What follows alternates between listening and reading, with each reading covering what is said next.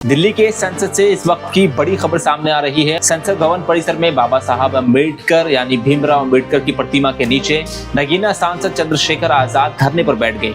उनका आरोप है कि जंतर मंतर से संसद मार्च के दौरान आंदोलन कर रहे छात्रों के साथ दिल्ली पुलिस ने बर्बरता की। तो अब इसको लेकर के चंद्रशेखर आजाद जो है वो धरने पर बैठ गए हैं, जिसकी तस्वीर भी सामने आई है। क्योंकि कल जब प्रोटेस्ट चल रहा था तो जहां जहां नौजवान आक्रोश में थे या जहां जहां लाठीचार्ज हुआ, जहां जहां मेरे पास खबर आई मैं वहां गया और पुलिस और बच्चों के बीच में खड़ा होकर मैंने पुलिस को कहा कि आप लाठी मत चलाओ और बच्चों से भी कहा कि वो शांति बना के रखें। सीजेपी के बैनर तले बड़ी संख्या में छात्र और युवा अपनी मांगों को लेकर संसद की ओर मार्च निकालना चाहते थे, लेकिन संसद की सुरक्षा को देखते हुए दिल्ली पुलिस ने पहले से ही कई जगह बैरिकेड लगा दिए थे। जैसे ही प्रदर्शनकारी संसद मार्ग की ओर बढ़े, पुलिस ने उन्हें रोक दिया। इसके बाद कई जगह धक्का मुक्की, झड़प और प्रदर्शनकारियों का आरोप है कि पुलिस ने उन्हें जबरन खींचा, कई छात्रों को जमीन पर गिराया और लाठियों से पीटा और कई लोगों को हिरासत में भी लिया गया। इस पूरे घटनाक्रम के बाद कई वीडियो सोशल मीडिया पर तेजी से वायरल हो रहे हैं। इसी बीच अब सबसे बड़ी खबर संसद भवन परिसर से सामने आ रही है। नगीना से सांसद और आजाद समाज पार्टी के प्रमुख चंद्रशेखर आजाद संसद परिसर में बाबा साहब अम्बेडकर की प्रतिमा के नीचे धरने पर बैठ गए हैं। उन्होंने दिल्ली पुलिस की कार्रवाई पर कड़ा विरोध जताया है और कहा है कि लोकतांत्रिक तरीके से अपनी बात रखने वाले छात्रों के साथ इस तरह का व्यवहार स्वीकार नहीं किया जा सकता। जब मैंने बर्बरता, अन्याय, लाठी, आप बच्चों को रोकने के लाठी पैर पे भी मार सकते हो, लेकिन आप अपने सरों पे मारी लाठी। और कुछ लोग बिना वर्दी के इसी तरह के नौजवान टाइप लोग हैं, वो जो हैं लाठी चार्ज कर रहे हैं।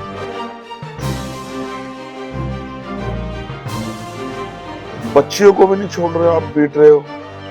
मीडिया को भी पीट रहे हो आप। मैं हिंसा का पक्षधर नहीं हूं,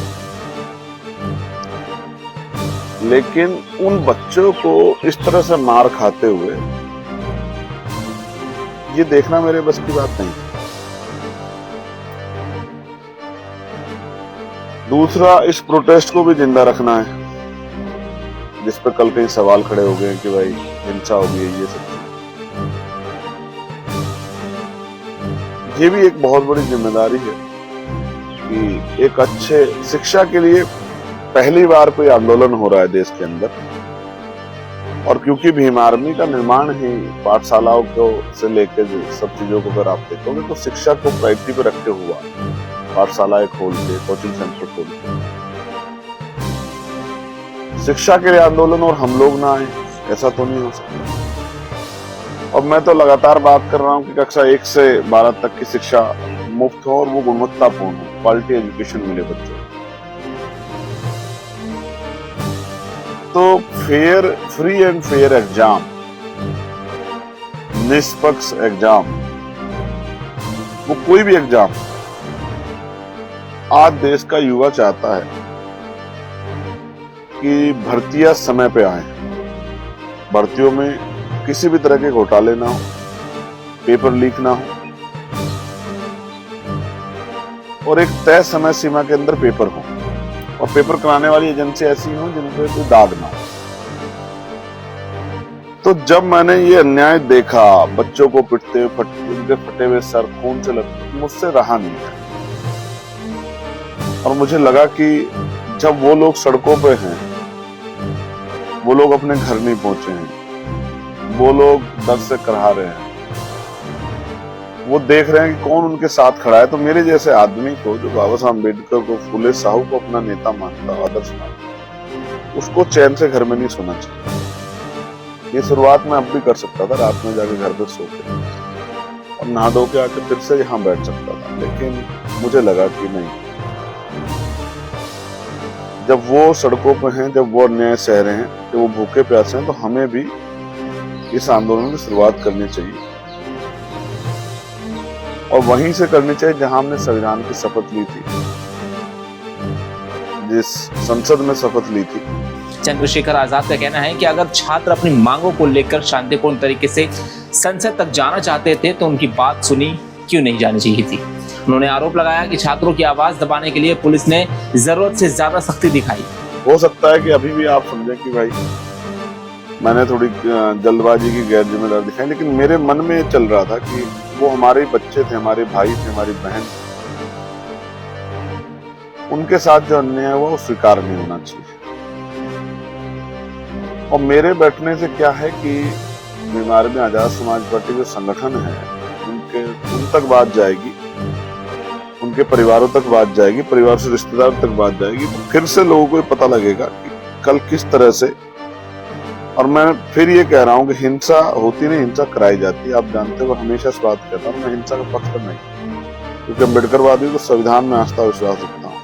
लेकिन मेरी आपसे अपील है, मैं आज फिर से 12 बजे के करीब आऊंगा लाइव, लगभग 12:30 बजे, और पार्टी संगठन के लोगों को निर्देश दूंगा कि वो आगे क्या करेंगे, वो अपने जिलों में क्या करेंगे, अपने प्रदेशों में क्या करेंगे। ये लड़ाई बच्चों की, युवाओं की लड़ाई है, उनके भविष्य की लड़ाई, हमें जीतनी है। मजबूर करना है, सरकार उनको सुने। और आप जानते हैं आज संघर्ष के आयाम का दिन है, संघर्ष के रूप का दिन है। आज 21 जुलाई है, भीम आर्मी का स्थापना दिवस है। भीम आर्मी के स्थापना दिवस की याद है, आप सबको बहुत बहुत बधाई। लेकिन जिस दिन भीम आर्मी की स्थापना हो और उसी दिन संघर्ष ना हो, ऐसा कैसे हो सकता है? भीम आर्मी का एक अच्छा कार्यकर्ता होने के नाते, ईमानदार कार्यकर्ता होने के नाते, संघर्षशील कार्यकर्ता होने के नाते मैं अपने काम को कर रहा हूँ, अपने जीवन में अपने लक्ष्य को, अपने जो है जिम्मेदारियों को अदा कर रहा हूँ। आप भी अपनी जिम्मेदारियों को अदा करें। अभी सोशल मीडिया पे आप इस आवाज को मजबूत करें, और फिर इस तरह की डायरेक्शन मैं आपको दूंगा, उस डायरेक्शन पे हम सब लोगों को काम करना है। लेकिन इस युवाओं के आंदोलन को, जिसमें कल बहुत जोश था, उसको हमें कमजोर नहीं करना चाहिए, और हम अपनी डिमांड्स के साथ खड़े रहेंगे।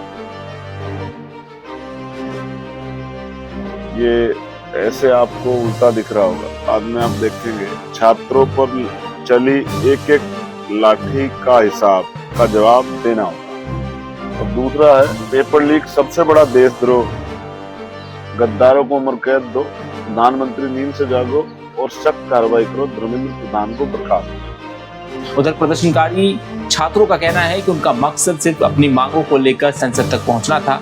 उनका आरोप है कि उन्हें रास्ते में ही रोक दिया गया और बल प्रयोग किया गया। कई छात्रों ने दावा किया कि कार्रवाई के दौरान उन्हें चोटें भी आई। वहीं दिल्ली पुलिस का कहना है कि संसद और आसपास के संवेदनशील इलाकों की सुरक्षा बनाए रखना उसकी जिम्मेदारी है।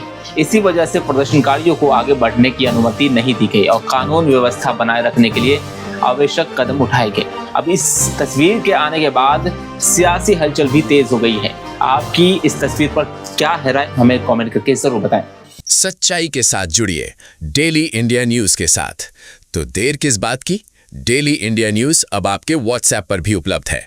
जुड़ना बहुत आसान है, बस सामने दिख रहे QR कोड को स्कैन करें या नीचे दिए गए लिंक पर क्लिक करें।